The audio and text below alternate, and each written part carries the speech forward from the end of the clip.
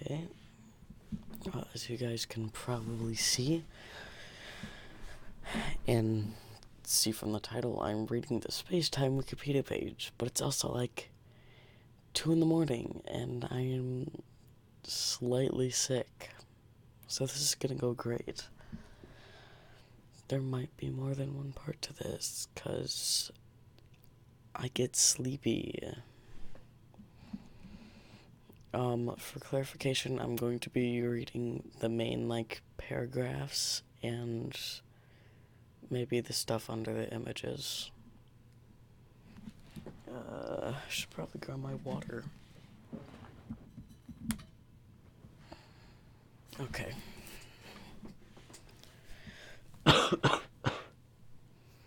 Let's do this, I guess. Why am I so nervous? In physics, spacetime is a material... Oh my god, Jesus Christ. My brain is already screwed up. In physics, spacetime is a mathematical model that combines 3 dimensions of space and 1 dimension of time into a single 4-dimensional manifold. Spacetime diagrams can be used to visualize relativistic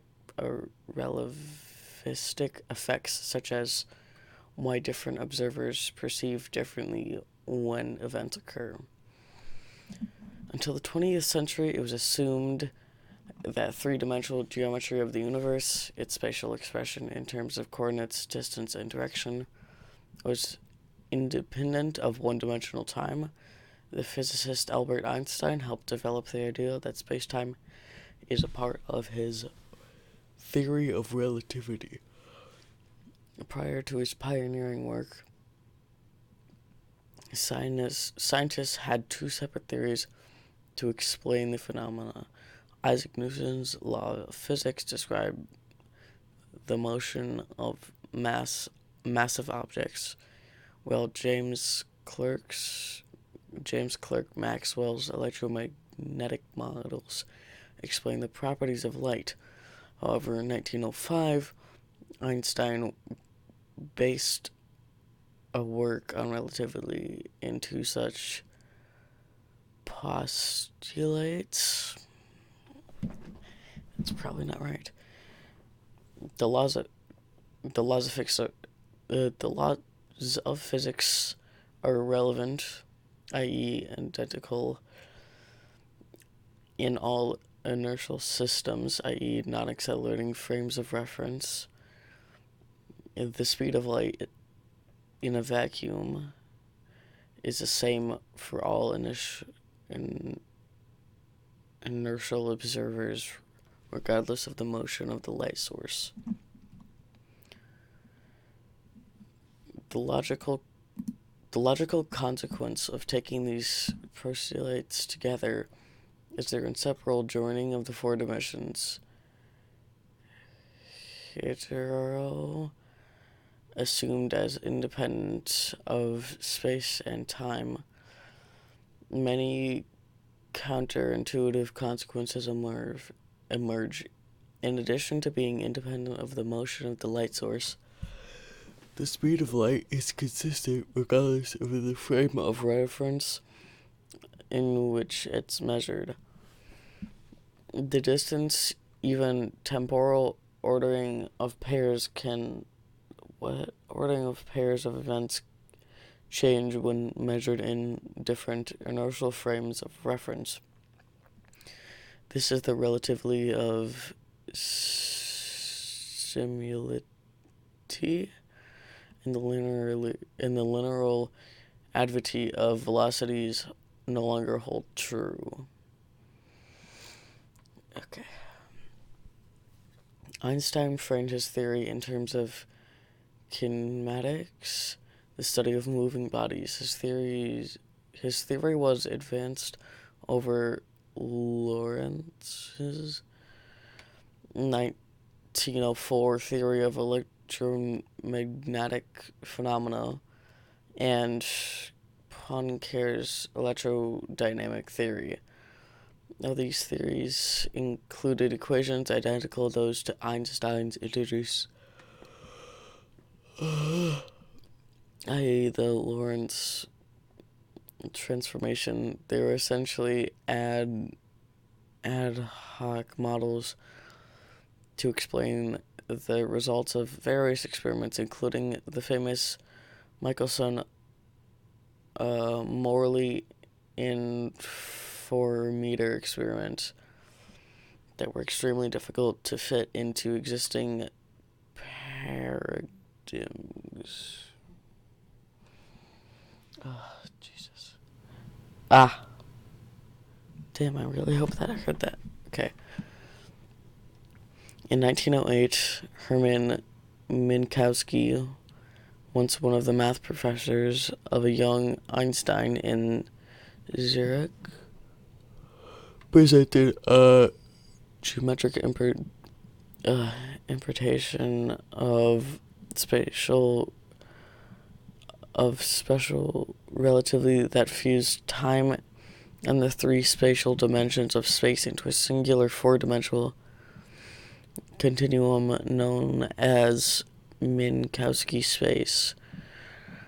A key feature of this interpretation is the formal definition of the spacetime interval. Although measurements of distance and time between events differ from measurements made in different reference frames, the spacetime interval is independent from the interval frame of reference in which they are recorded. Minkowski's geometric interpretation of relativity was to prove vital to Einstein's development of his 1915 general theory of relativity, wherein he showed how mass and energy curve flat spacetime into a pseudo-Riemannian fold. Okay. Now we're into the introduction.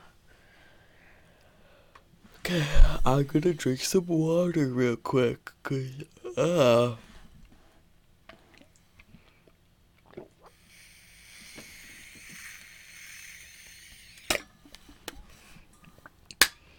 cause, oh Jesus.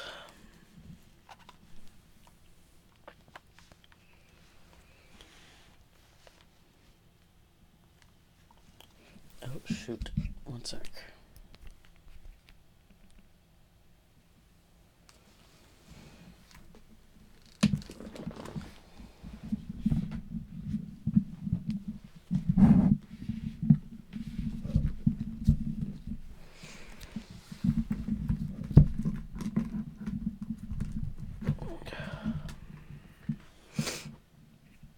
Okay.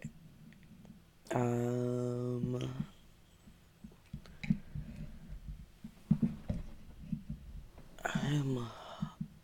set, I think. Okay, definitions. Non-relativistic classical mechanics treats time as universal quantity of the measurement in which uniform is throughout space and separate from space. Classical mechanics assume that time has a constant rate of passage independent from the observer's state of motion or anything external. Furthermore, it assumes that space is Euclidean. It assumes that space follows the geometry of common sense. In this context of spatial relativity, time cannot be separated from the 3 dimensions of space, because the observed rate at which time passes for an object depends on the object's velocity relative to the observer. Generally, relativity also provides an explanation of how gravitational fields can slow the passage of time for an object as seen by an observer outside the field. In ordinary space, a position is affected by 3 numbers known as dimensions. In the Cartesian coordinate system, these are called x, y, and z. A position in spacetime is called an event. and requires 4 numbers to be specified: the 3 dimensions, location in space, plus the position in time, figure 1. An event is represented by a set of coordinates x, y, z, and t.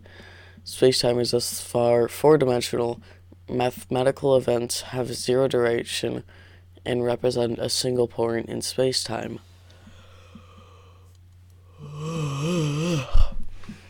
The path of a particle throughout spacetime can be considered a succession of events.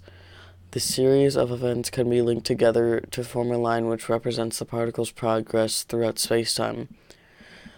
That line is called the particle's world line. Mathematically, spacetime is a manifold, which is to say it appears...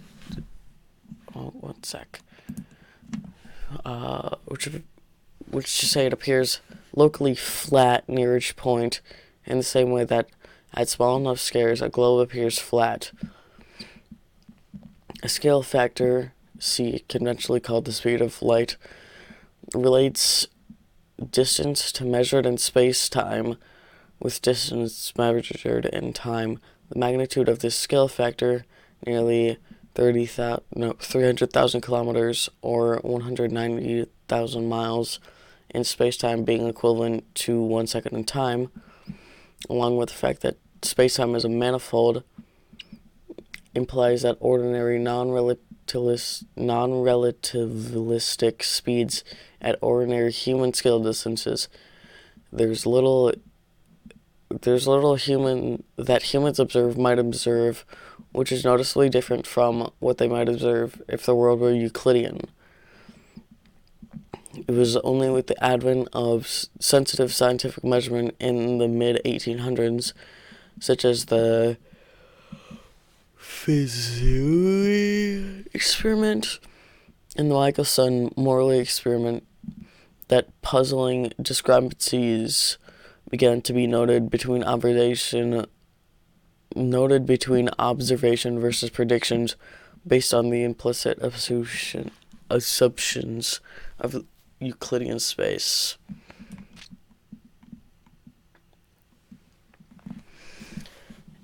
In special relativity, an observer will, in most cases, meet a frame of reference from which a set of objects or events is being measured. This usage differs significantly from the ordinary English meaning of the term. Reference frames are inherently non-local constructs, and according to the usage of this term, it does not make sense to speak of an observer as having a location. In figure 1-1, imagine that the frame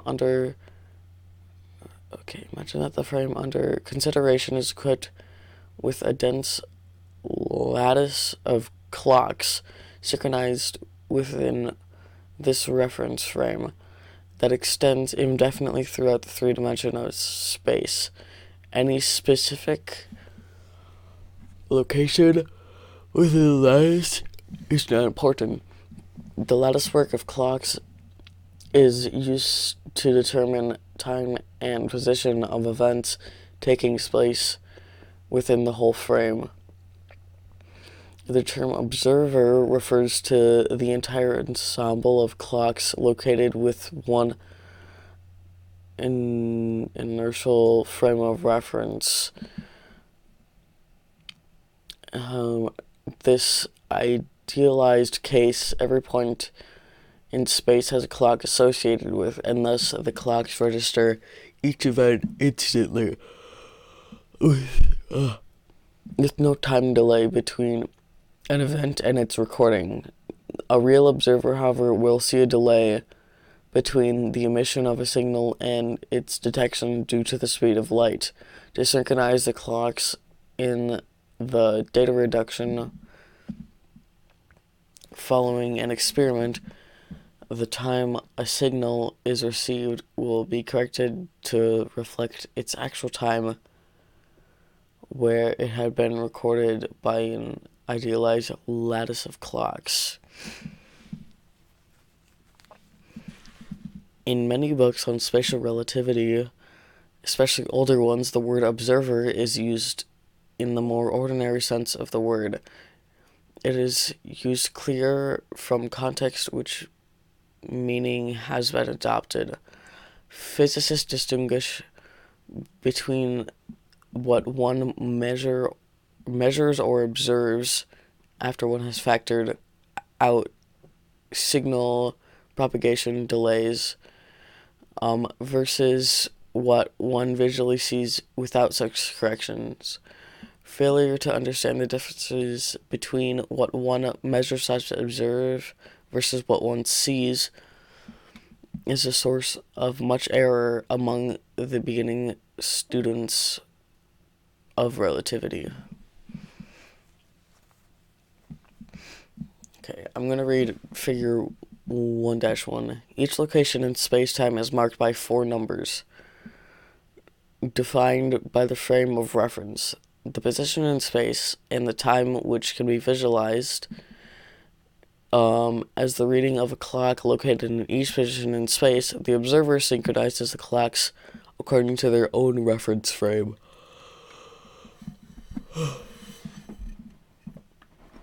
Okay.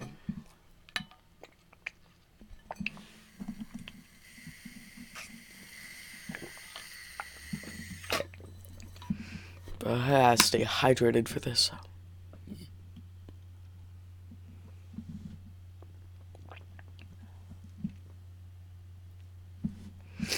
Okay.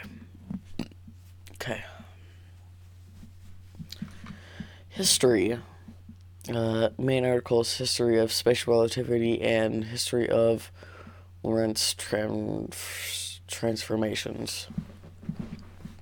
By the mid-1800s, various experiments such as the observation of the Argo spot and differential measurements of the speed of light in air versus water were considered to prove a wave of natural light opposed to a corpuscular theory. Propagation of waves was then assumed to require the existence of waving medium. In the case of light waves, this was considered to be a hypothetical luminiferous ether.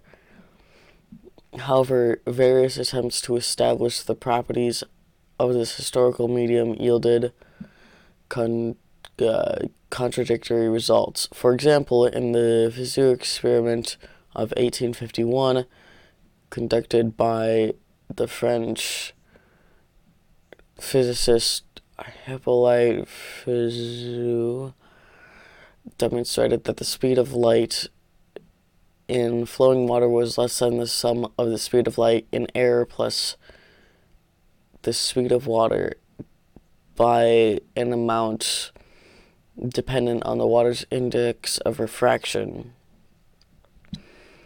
Among other issues, the dependence of partial ether dragging implied by this experiment on the index of refraction, which is dependent on wavelength, led to the unpalatable conclusion that ether simultaneously flows at different speeds for different colors of light. The famous Michelson-Morley experiment of 1887, figure 1-2, showed no differential influence of the Earth's motion through the hypothetical ether on the speed of light, and most likely explanation to complete ether dragging was in conflict with the observation of stellar aberration. I'd just like to say this now. I'm most likely not going to pronounce all of these right because because I'm not studying this, and I kind of hope I never do. I'm reading it because I'm a masochist. Yeah, that's a good enough answer. Okay, on to the next part. George Francis Fitzgerald in 1889 and Hendrik Lorentz in 1892 independently proposed that material bodies traveling through the fixed aether were physically affected by their passage, contracting in the direction of motion by an amount that was exactly what was necessary to explain the negative results of the Michelson-Morley experiment. No length changes occur in directions transverse to the direction of motion. I'll read Figure 1-2.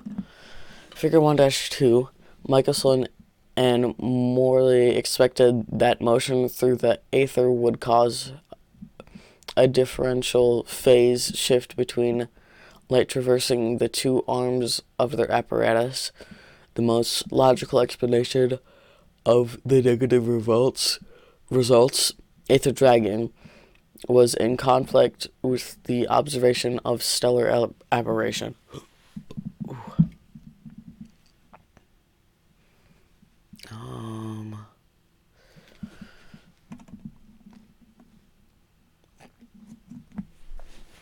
By 1904, Lorentz had expanded his theory such that he had arrived at equations firmly identical with those that Einstein would derive later, i.e. the Lorentz transformation, but with a fundamentally different interpretation. As a theory of dynamics, the study of forces and torques and their effect on motion, his theory assumed physical deformation and physical constituents of matter.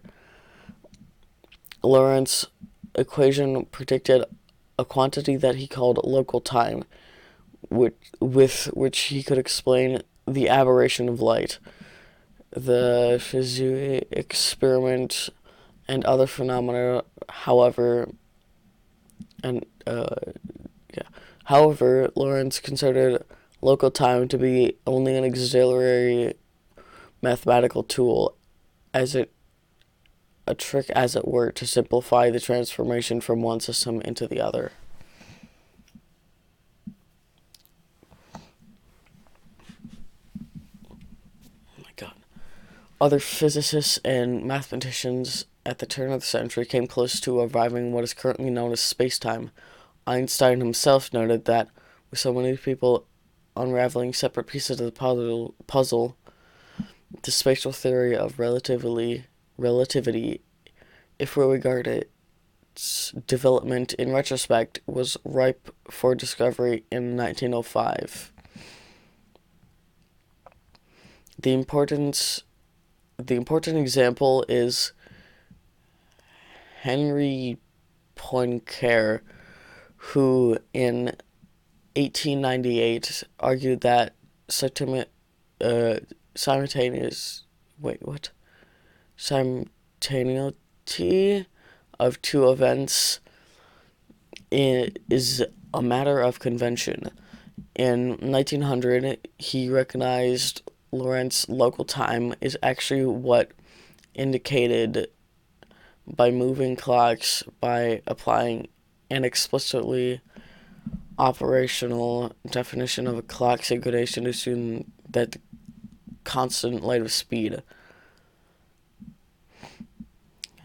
In 1900 and 1904, he suggested the inherent undetectability of the aether by emphasizing the validity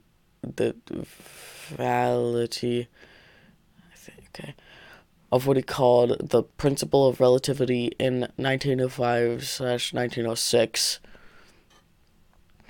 He mathematically perfected Lorentz's theory of electrons in order to bring it into an accordance with a postulate of relativity while discussing various hypotheses on Lorentz invariant gravitation. He introduced the innovative concept of a four-dimensional spacetime by increasing various four vectors, namely four positions, four velocity, and four force. He did not pursue the fourth dimension formalism in subsequent papers, however, stating this line of research seemed to be initial great plan for limited profit, ultimately concluding that three-dimensional languages seemed best suited for the description of our world. Furthermore, even as the late 1909, Poincaré, I have no idea how to say that, continued to believe in the dynamical interpretation of Lorentz transformation. For these and other reasons, most historians argue that Poincaré did not invent what is now called spatial relativity. In 1905, Einstein introduced spatial relativity, even though without using the techniques of space-time formalism in its modern understanding as a theory of space and time. While his results are mathematically equivalent to those of Lorentz and Poincaré, Einstein showed that Lorentz transformations are not the result of interactions between matter and ether, but rather concern the nature of space and time itself. He obtained all his results by recognizing the entire theory can be built upon two postulates: the principle of relativity and the principle of the consistency of light speed. Einstein performed his analysis of kinematics, the study of moving bodies without reference to forces, rather than dynamics. His work introducing the subject was filled with vivid imagery involving the two involving the exchange of light signals between clocks in motion, careful measurements of the lengths of moving rods, and other such examples.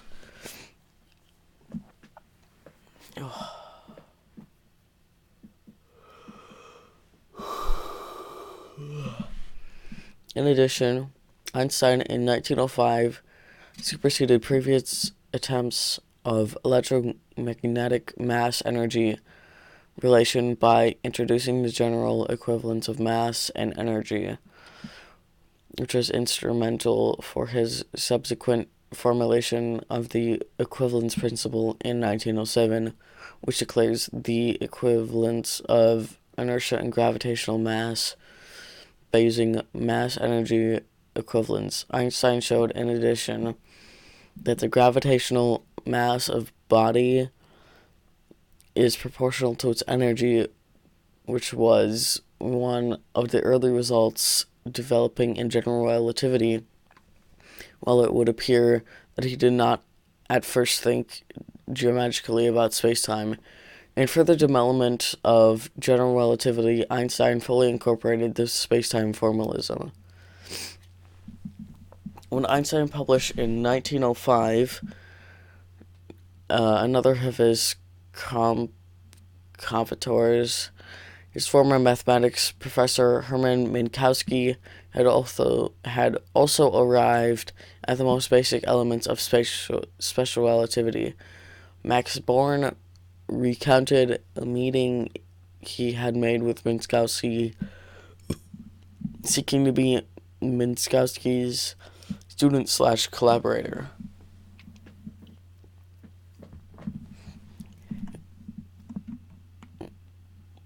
This is basically what Max Born said. I went to Cologne met Minkowski and heard his celebrated lecture Space and Time, delivered on 2 September 1908. He told me later that it came to him as a great shock when Einstein published his paper in which equivalents of the different local times of observers moving relative to each other was pronounced, for he had reached the same conclusions independently but did not publish them because he wished first to work out the mathematical structure in all its splendor. He never made a priority and always gave Einstein his full share in the great discovery.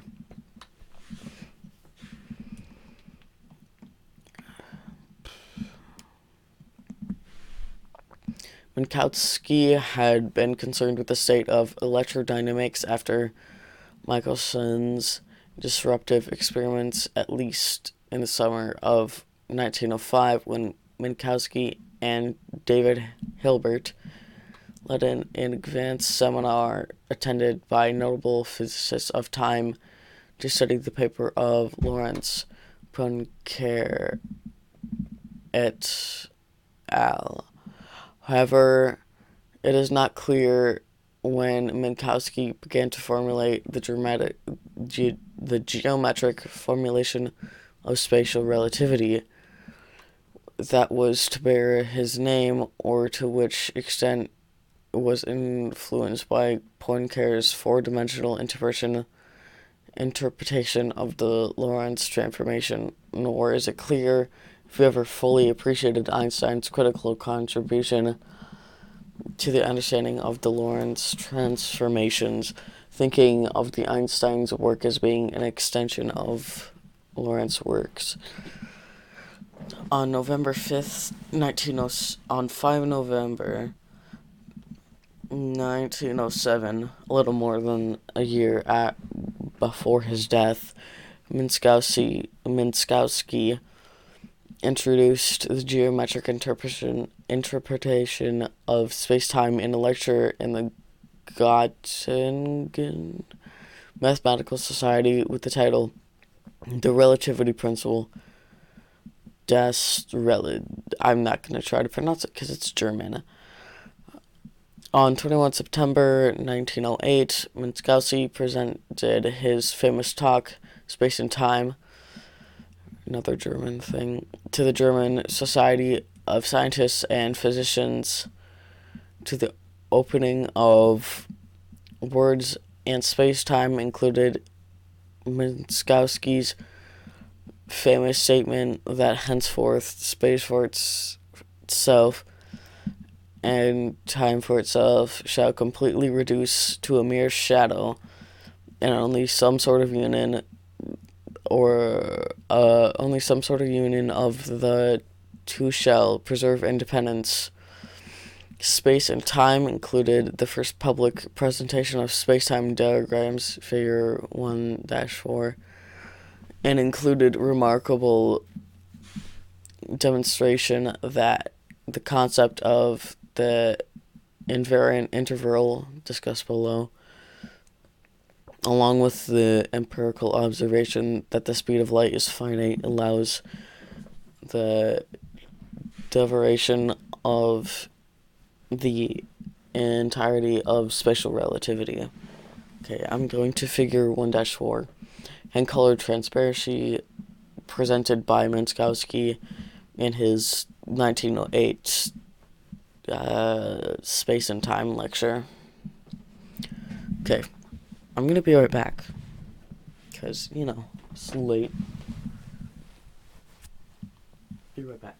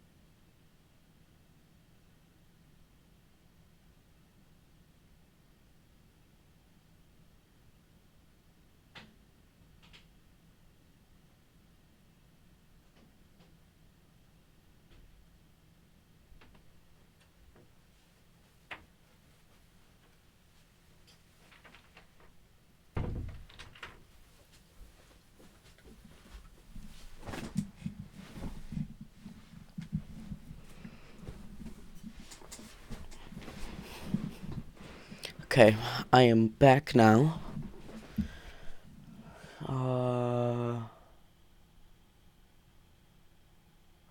Okay. The spacetime concept and the Lorentz group are closely connected to certain types of sphere, hyperbolic, or conformal geometries, and their transformation groups already developed in the 19th century, in which invariant intervals analogous to the spacetime interval are used. Einstein, for his part, was initially dismissive of Minkowski's geometric interpretation of spatial relativity, regarding it as something in German, or superfluous learnedness. However, in order to complete his search for general relativity that started in 1907, the geometric interpretation of reality or relativity proved to be vital, and in 1916, Einstein fully acknowledged his indebtedness to Minkowski, whose interpretation greatly facilitated the transition to general relativity, since there are other types of spacetime, such as curved spacetime and such as the curved spacetime of general relativity. The spacetime of special relativity is today known as Minkowski spacetime.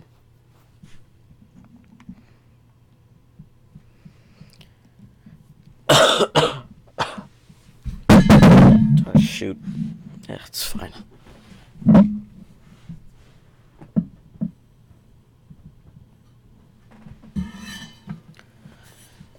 Okay.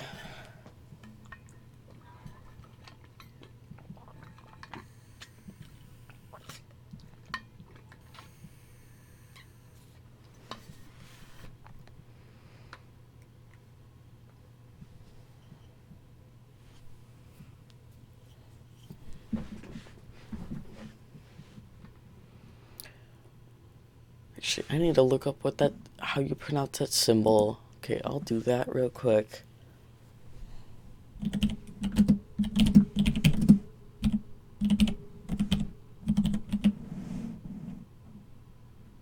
Whatever.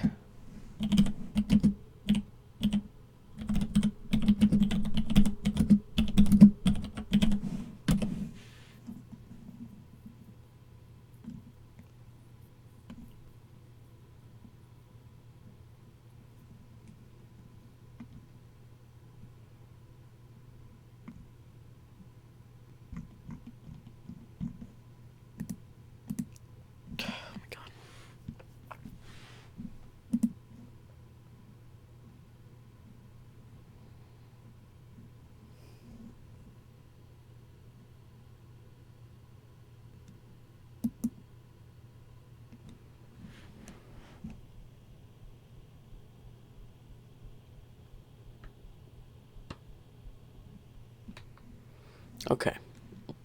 Got it now. Okay. So now we are on to spacetime in special relativity. Spacetime interval, also see causal structure. In 3 dimension, the distance, think I'm using this correctly, delta d between 2 points can be defined using the Pythagorean theorem. Per delta d squared equals delta x squared plus delta y squared plus delta z squared. Although two viewers may measure the x, y, and z position of the 2 points using differential coordinate systems, the distance between the points will be the same for both. Assuming that they are measuring using the same units, the distance is invariant. For special relativity, however, the distance between 2 points is no longer the same if measured by 2 different observers. When one of the observers is moving because the Lorentz contraction, the situation is even more complicated if the 2 points are separated in time as well in space. For example, if one observer sees 2 events occur at the same place but at different times, a person moving with respect to the first observer will see 2 events occurring at different places because from their point of view they are stationary and the position of the event is receding or approaching. Thus, a different measure must be used to measure the effective distance between 2 events.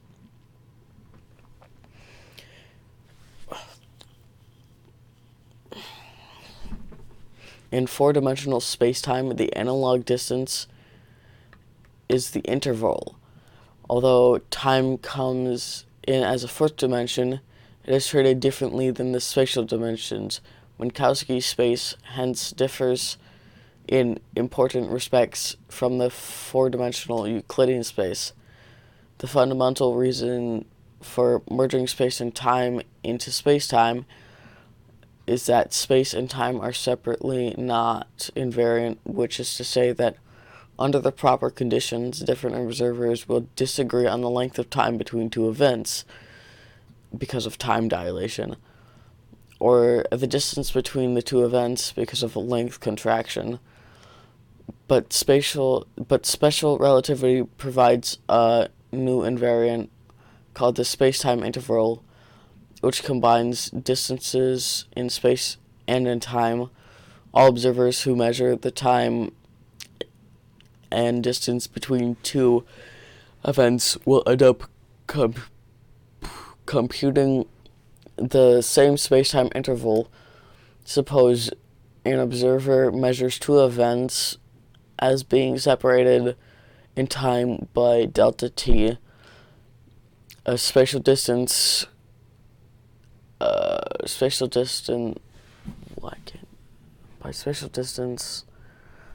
delta x, then the spacetime interval delta s squared between the 2 events are separated by a distance delta x in space and by delta ct equals c delta t, and the ct coordinate is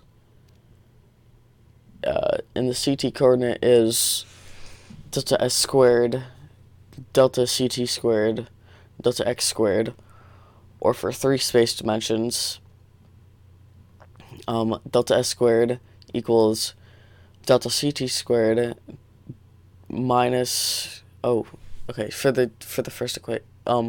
the first equation is delta s squared equals delta ct squared minus delta x squared, or for 3 space dimensions, delta s squared equals delta ct squared minus delta x squared minus delta y squared minus delta z squared. The constant c, the speed of light, converts time units like seconds into space units like meters. The squared interval delta s squared is a measure of separation between events A and B that are time separated, and in addition to space separated either because there are 2 separate objects undergoing events, or because a single object in space is moving inertially between its events. The separation interval is derived by squaring the spatial distance separating event B from event A and subtracting it from the square of the spatial distance traveled by a light signal, and that same time interval, delta t.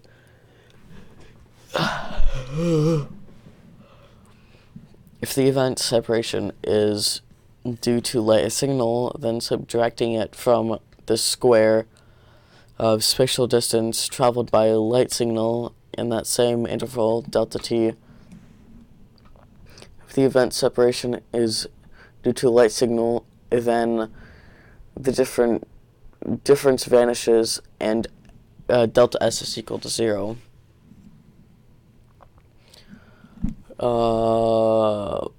When the event is considered infinitesimally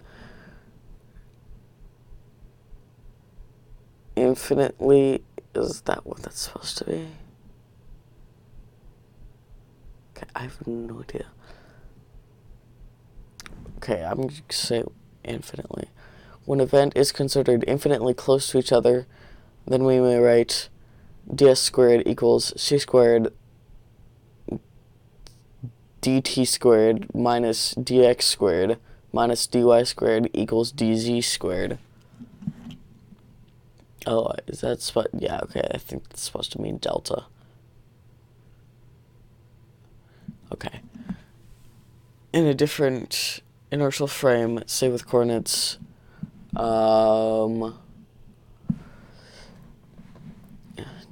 t to the power 1, x to the power 1, y to the power 1, z to the power 1, space-time interval ds or delta s to the power 1 can be written in the same form as above, because the consistency of speed of light, the light events inertial frames, belong to zero interval. Delta s equals delta s 1 or to the power of 1 equals 0. For any other okay, that is not infinite. Infinitesimal event where delta s is not equal to 0, one can prove that delta s is equal to delta s, okay, that's not to the power of 1. Delta s, whatever that is, squared, which in turn upon integration leads s equals s, what's it called? I guess apostrophe. The invariance of an interval of any event between inertial frames of reference is one of the fundamental results of the special theory of relativity. Okay.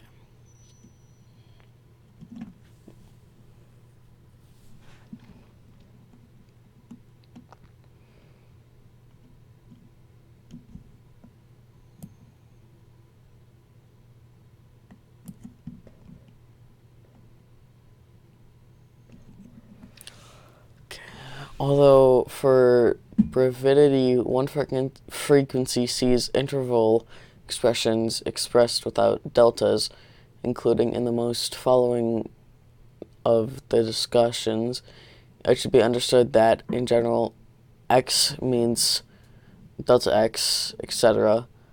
We are always concerned with the differences of spatial or temporal coordinate values of two events, and since there is no preferred origin, single coordinate values have no central meaning. The equation is similar to the Pythagorean theorem, except with a minus sign between the ct squared and x squared terms. The spatial time intervals is the quantity of s squared, not s itself.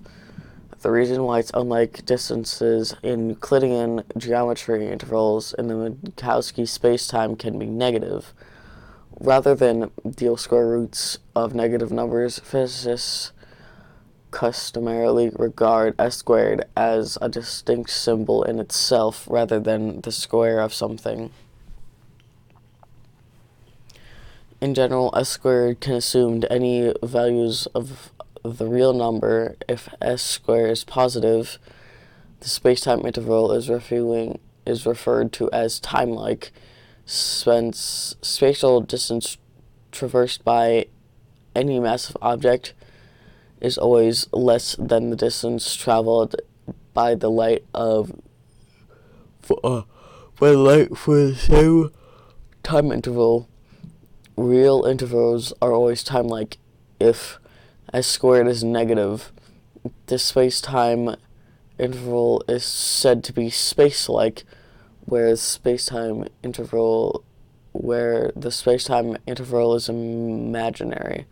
Space-time intervals are equal to 0 when x is equal to positive or negative ct. In other words, the space-time interval between two events on the world line of something moving at the speed of light is 0, such as an interval is termed light-like or null.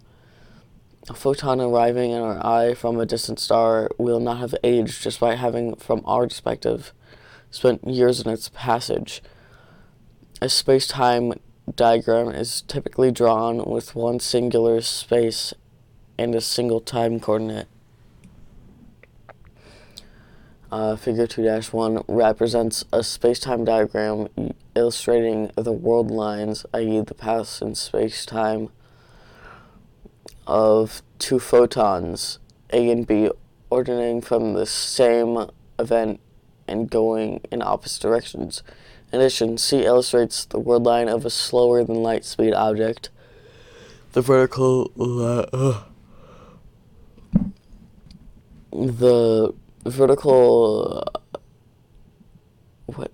am I?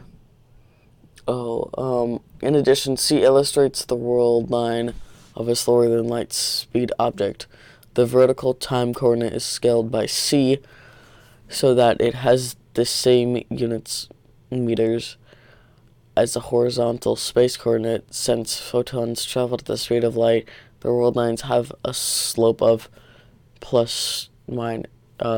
positive or negative 1. In other words, every meter that a photon travels to the left or right requires approximately 3.3 nanoseconds of time. There are two conventions in use of relativity literature. S squared equals ct squared minus x squared minus y squared minus z squared, and s squared equals negative ct squared plus x squared plus y squared plus z squared. These sign conventions are associated with metric signatures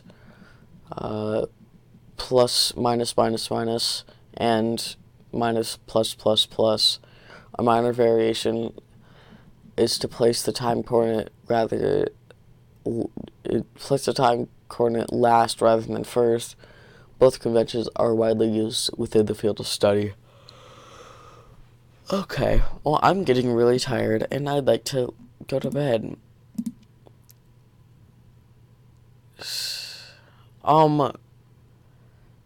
And it's been an hour, and I'm very tired, so, because I haven't slept well in the past few days. I will probably return to this sometime, probably next weekend. So, thank you for watching. It's really late at night for me. I guess follow if you want to.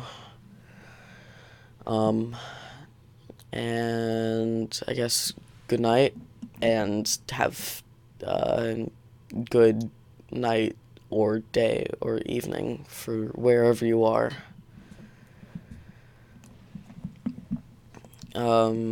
All right, bye.